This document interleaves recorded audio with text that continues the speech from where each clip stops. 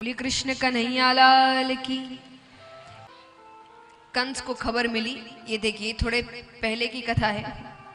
उसको खबर मिली कि गोकुल में किसी 5 वर्ष के बालक ने पूरा गोवर्धन पर्वत उठा लिया। वो समझ गया मेरा काल।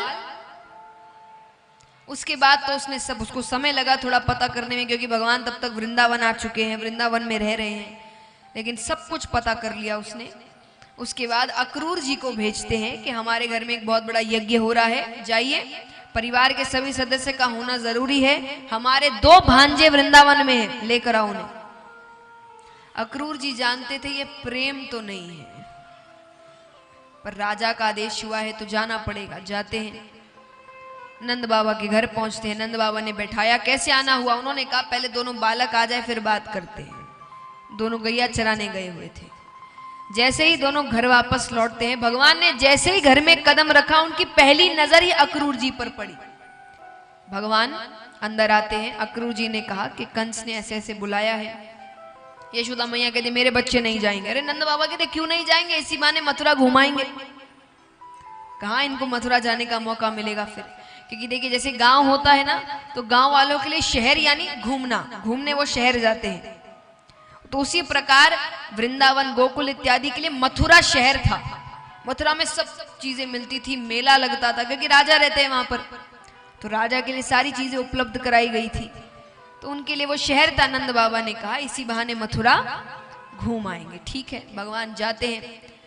जाने से पहले यशोदा मैया ने भगवान से कहा कन्हैया जल्दी लौट आना, तू पास नहीं रहता ना, मेरे हृदय में बहुत पीड़ा होती है।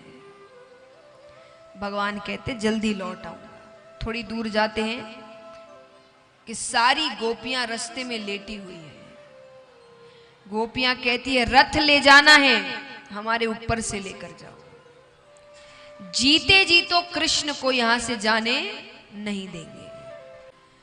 भगवान नीचे उतरते हैं। भगवान गोपियों से कहते हैं तुम कहोगी तो मैं नहीं जाऊंगा, लेकिन अगर मैं नहीं गया तो मुझे बहुत दुख होगा।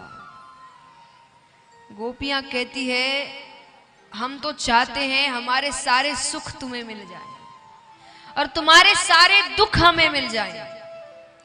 तुम्हें जाने से खुशी मिलेगी तब तो जाओ, लेकिन जल्दी लौट आना, क्योंकि तुम्हारे बिन वृंदावन वृंदावन नहीं रहता। भगवान कहते जल्दी लौट आऊंगा। थोड़ी दूर जाते हैं, एक गोपी निढाल अवस्था में है, मानो आज किसी ने उसके प्राण हर लिए थे। कौन थी वो गोपी? राधा।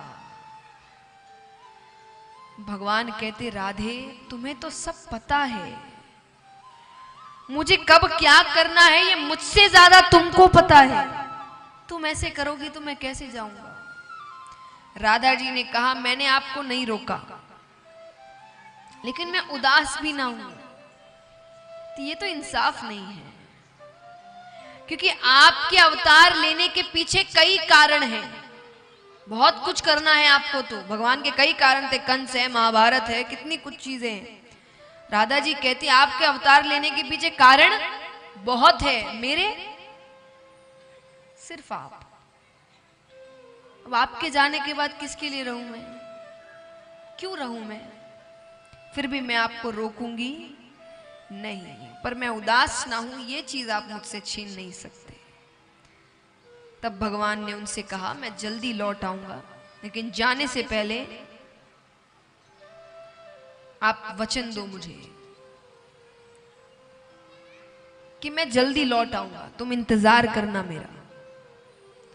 राधा जी कहते मैं इंतजार करूंगी। और भगवान जाते जाते अपनी सबसे प्रिय चीज, जिसको वो सोते वक्त अपने से दूर नहीं करते थे, अपनी बंसी देकर जाते हैं। यानी राधा जी से बाद भगवान ने कभी बंसी नहीं बजाई थी।